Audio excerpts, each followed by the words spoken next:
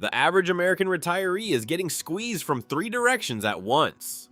Healthcare costs keep climbing. Home insurance in states like Florida hit over $7,000 a year, and the places people spent decades dreaming about retiring, the beach towns, the lake communities, the warm weather cities, have priced themselves out of reach on a fixed income. So here's the part nobody in the financial press likes to say out loud. 10 countries have looked at that situation and decided it's their opportunity, not in a vague, we welcome tourists way, in a legally structured, government-mandated, written into the tax code way. Pension visa programs, mandated senior discounts enforced by national law, flat tax deals locked in for 15 years, duty-free import of your car, your furniture, and in at least one case, your boat. These countries aren't just cheaper, they built their legal framework specifically around making American retirement income go further than it ever could at home. The economists who study this call it the silver economy. The competition between nations for stable, foreign-sourced capital that retirees bring with them. Social security checks arrive every month regardless of what the local economy does. That makes American retirees, from the perspective of a receiving country, about as close to a guaranteed revenue stream as a government can attract. These 10 countries understood that math earlier than most. Here are the top 10 global retirement havens that are begging Americans to move there.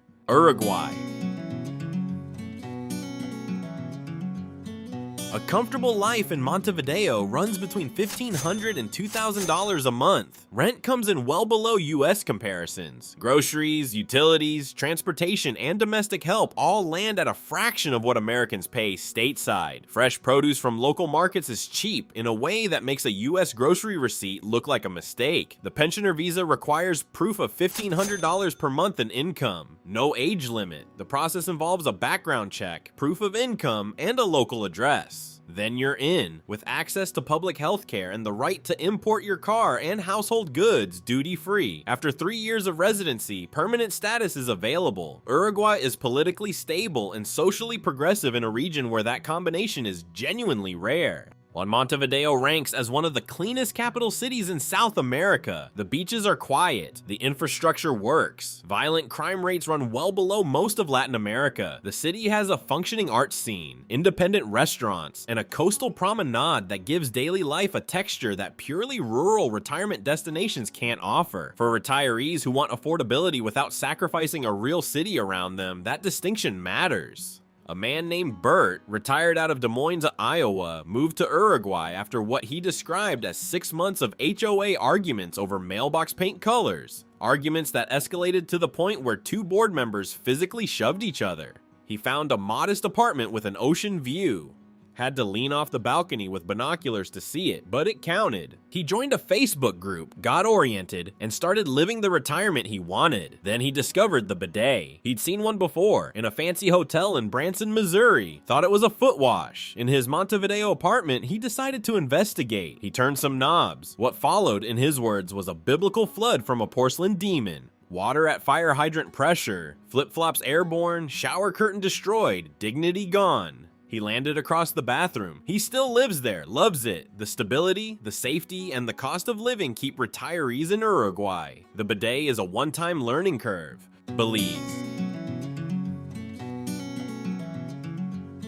Belize has one structural advantage that every other country on this list is trying to replicate but can't. English is the official language, the only Central American country where that's true. The Qualified Retirement Program, QRP, is open to anyone 45 or older with $2,000 per month in guaranteed income. No property ownership required. The tax exemption covers all foreign-sourced income, capital gains, and inheritance. During the first year, you can import a vehicle duty-free. The program also extends duty-free import to a boat and, depending on your setup, a light aircraft. A comfortable couple's monthly budget runs between $1,500 and $2,500. Coastal apartments can be found for $800 a month, inland considerably less. The time zone tracks closely with the United States, which makes staying connected with family practical rather than a scheduling problem. Flights back are affordable and frequent. The QRP only requires 30 consecutive days in-country per year, one of the lowest presence requirements of any formal retirement program anywhere. The tax exemption under QRP covers more ground than most retirees realize. Foreign-sourced income is untaxed. Capital gains are untaxed. Inheritance is untaxed. For retirees retirees who have investment accounts, rental property income back home, or assets to pass to children. That combination removes 3 separate tax exposures at once. Belize's infrastructure is honest about what it is. About 18% of roads are paved. Healthcare concentrates in Belize City rather than spreading evenly across the country. And many expats keep international insurance that includes medical evacuation as a backstop. What Belize offers that no dollar figure captures is the feeling of arriving somewhere that hasn't been developed into a resort. Caribbean beaches, jungle, and a pace of life that doesn't ask anything of you. For retirees who want simplicity and sun without a language barrier, the math here is hard to argue with. Portugal. Portugal ranks 7th on the 2025 Global Peace Index. That's not a tourism tagline, that's a measurable, independently verified fact about how safe a country is. For retirees evaluating where to spend the next 20 years, it belongs in the cost of living conversation alongside rent and groceries. The D7 passive income visa requires around 820 euros per month in stable passive income. Social Security qualifies. Private health insurance is mandatory at first and cheaper than US premiums. After 5 years, the path opens to permanent residency or full citizenship, which grants the right to live and work anywhere in the European Union. Portugal also has a Social Security totalization agreement with the United States. Americans don't pay into 2 systems, credits from both countries combined. It's a treaty most Americans have never heard of, and it saves real money. Outside Lisbon, a couple can live comfortably for $2,000 to $2,300 a month. Lisbon itself runs higher, closer to $2,800 to $3,500. Porto sits in the middle, around $2,200 to $2,700. The Algarve, with its golf courses and English-speaking communities, comes in around $2,500 to $3,000. Central Portugal, inland, rural, and largely off the expat radar, runs as low as $1,800 to $2,300 and offers a pace of life that the coastal regions have mostly traded away. On healthcare, Portugal operates a national system called the SNS that covers all legal residents. To qualify for the D7 visa, applicants must hold private health insurance initially.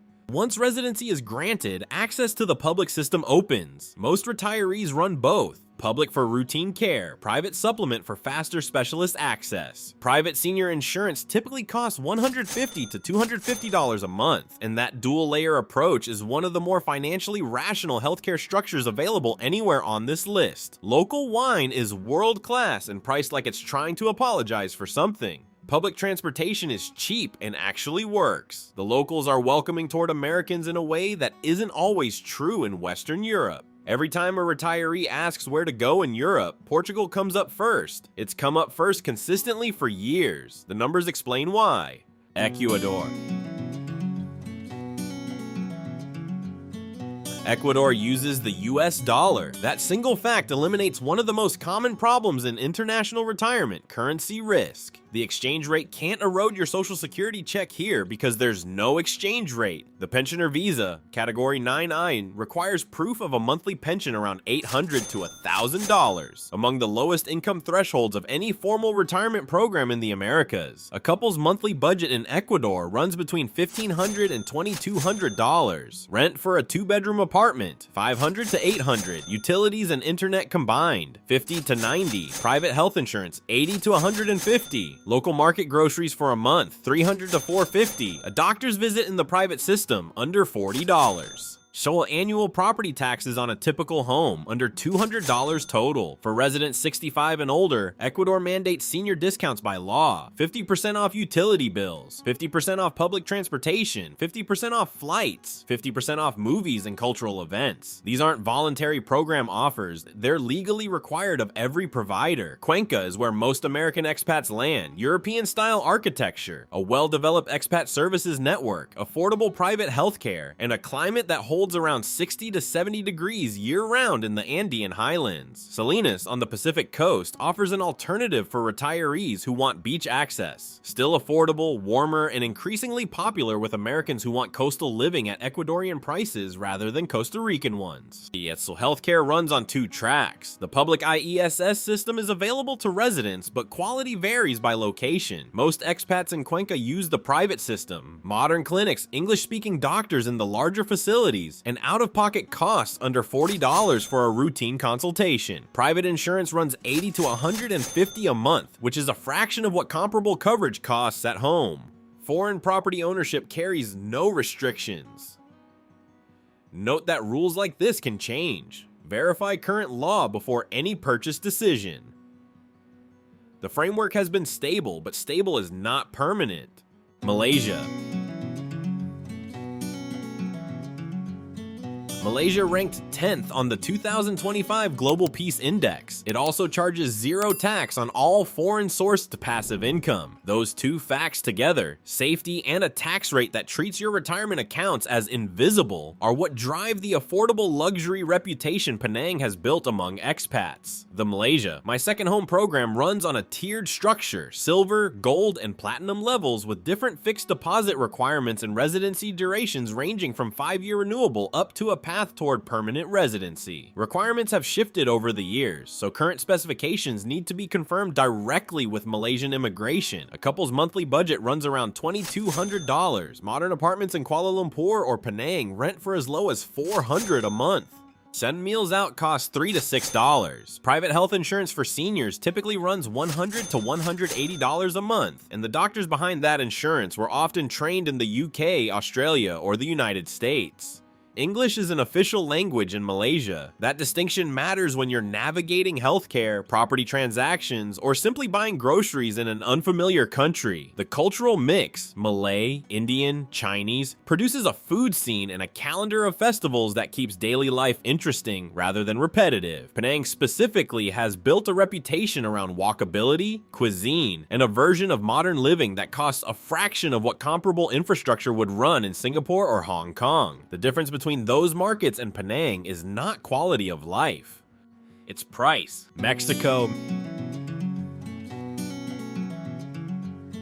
Mexico is the most accessible international retirement destination for Americans by almost any measure. Proximity, cultural familiarity, English-speaking doctors in every expat hub, the ability to drive back across the border for a specialist appointment and return the same day. A couple's budget runs between $2,000 and $2,800 a month in most expat-friendly areas. Rent in established communities runs $1,200 to $1,800. A doctor's visit without insurance, $40. Domestic help, under $200 a month. Routine healthcare costs run 50 to 70% below US rates. The temporary resident visa requires roughly $2,700 to $4,300 monthly in income or $45,000 to $50,000 in savings. After 4 years, permanent residency carries no income requirement. Mexico has a tax treaty with the United States preventing double taxation on retirement income and no inheritance tax. Lake Chapala, outside Guadalajara, hosts one of the largest concentrations of American retirees anywhere in the world.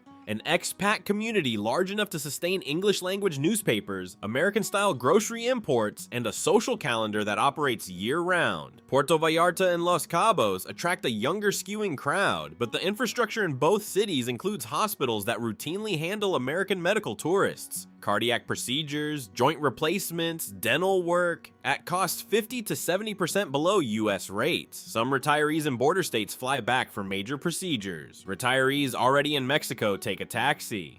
Izan, Millie, and Jack have lived there for 10 years. They wrote in to say the crime concern, the biggest hesitation most Americans carry, is real in specific places, but those places are generally known. Certain cities, certain neighborhoods. The same way you know which parts of any American city to avoid. In their expat community, they were watching American baseball, football, and NBA games at local bars before streaming made it easy everywhere. They promised first-month drinking buddies to anyone who showed up. That offer still stands, apparently. Mexico has coastal cities, mountain towns, colonial cities, beach resorts, and mega cities. The version of Mexico that works for a retiree on $2,500 a month is not the same place as Mexico City, and Mexico City is not the same place as Mazatlan. Well, the country is large enough that the trade-offs can be selected rather than accepted. Panama.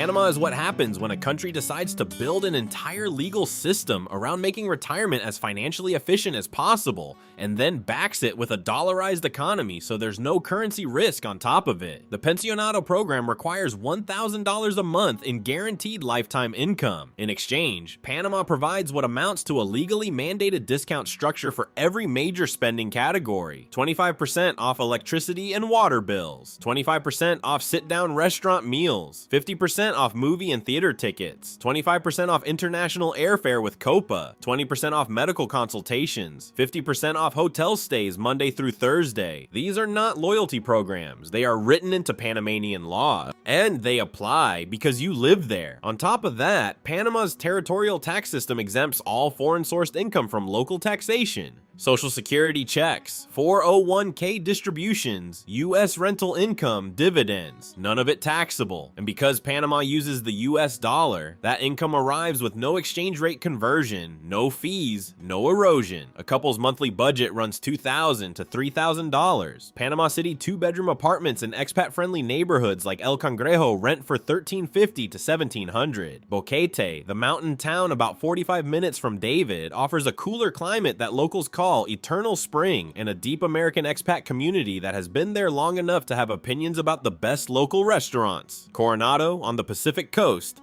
draws retirees who want beach proximity with suburban infrastructure, gated communities, international supermarkets, and a golf culture that feels familiar. On property, U.S. citizens in Panama have nearly identical ownership rights to Panamanian nationals. Most property in desirable areas carries full title and runs through a standardized public registry system. That legal parity is not available in most of the other countries on this list, where foreign ownership either comes with restrictions, time limits, or partner requirements.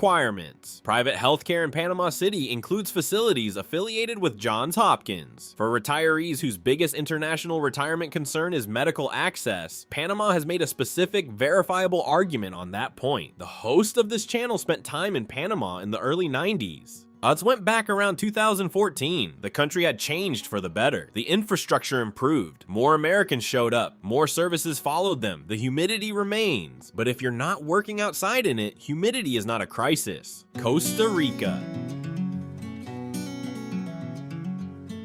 Costa Rica abolished its military in 1948. The funds that would have gone to defense went instead to public education and a universal healthcare system called the Caja. That single policy decision, made 70+ years ago, is still producing its dividend in the form of one of the most stable democracies in Latin America and a healthcare system that covers all legal residents, including pre-existing conditions and medications. The Pensionado visa requires $1,000 a month in lifetime pension income. Once approved, Caja access costs $40 to $80 a month for most residents.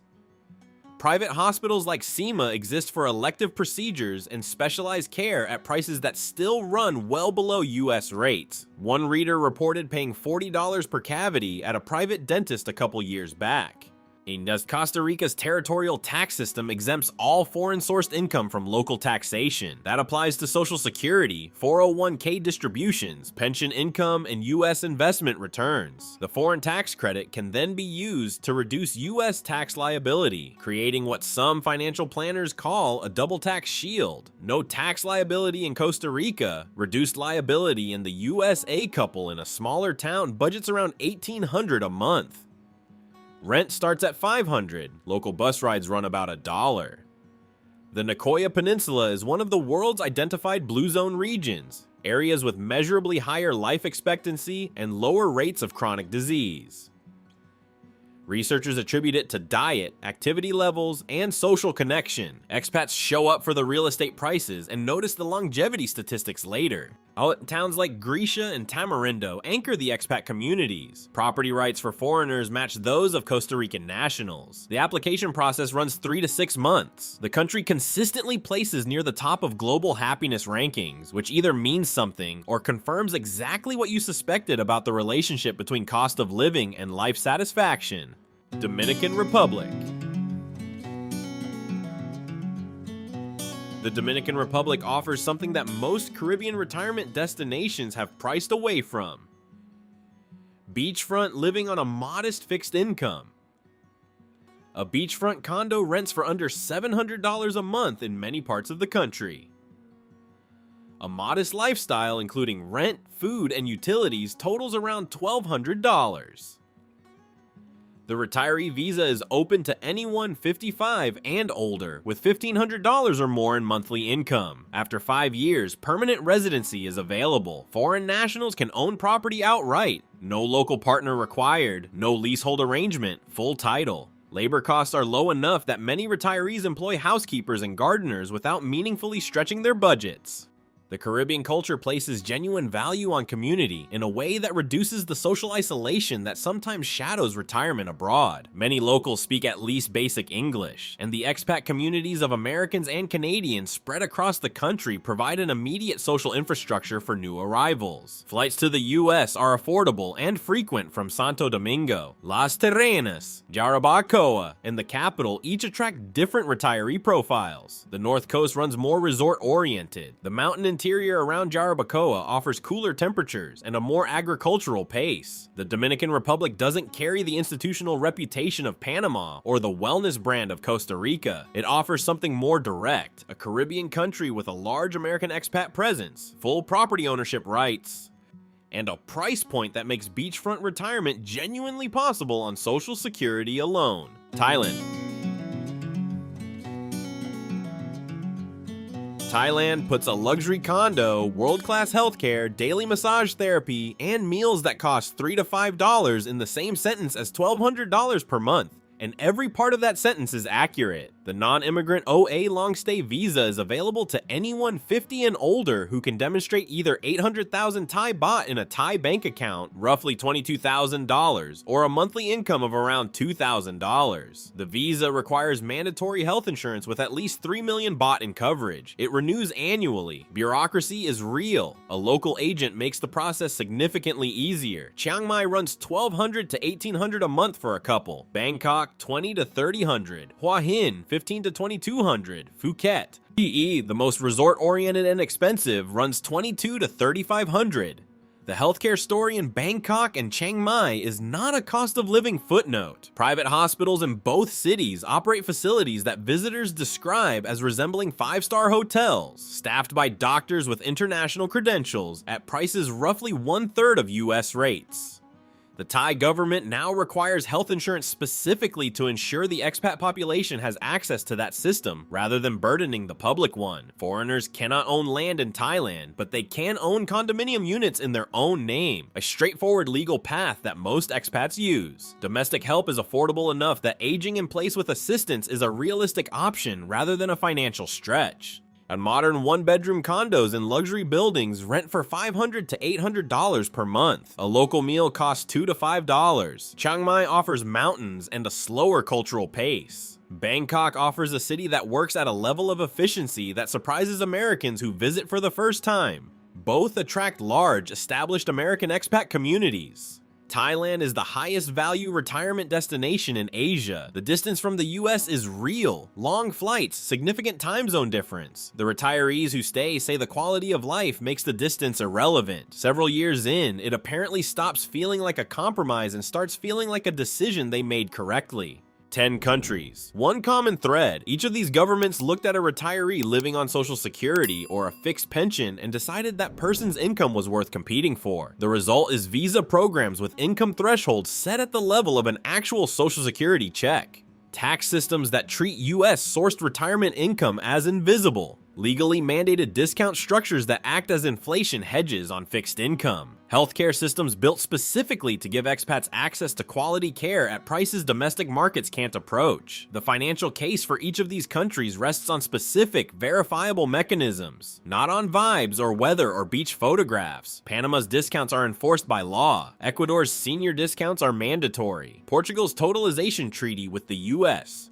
This is a signed international agreement. Thailand's healthcare quality is measurable and documented. Retirement in the US is increasingly a fixed income problem in a rising cost environment. These 10 countries offer a different set of numbers. The decision is not about leaving America. It's about whether the math makes sense for the retirement you actually want to live. Step back and the regional patterns become clear. In Latin America, dollarized economies and territorial tax systems do the most work. Panama and Ecuador protect retirees from currency risk risk and double taxation simultaneously. In Europe, the competition has shifted toward flat tax regimes and expedited citizenship paths. Portugal's 5-year EU citizenship route is the most consequential offer on that continent right now. In Asia, the value proposition is healthcare and infrastructure quality that exceed what the price tag suggests is possible. Thailand and Malaysia both deliver care that would cost 3 to 4 times as much in the United States. The countries in this video are still offering these programs in 2026. That won't be true indefinitely. Programs change, income thresholds shift, tax regimes get revised. Verify current requirements directly with each country's immigration authority before making any move. But the programs exist right now, the numbers work right now, and the retirees already living in these places, including Bert, who is still in Uruguay, still adjusting the bidet, are doing the math every month and finding that it keeps working. Script complete, all cost estimates, visa requirements, and statistics sourced from the provided research packet. Verify all figures directly with official government sources and qualified legal counsel before making any residency or financial decisions.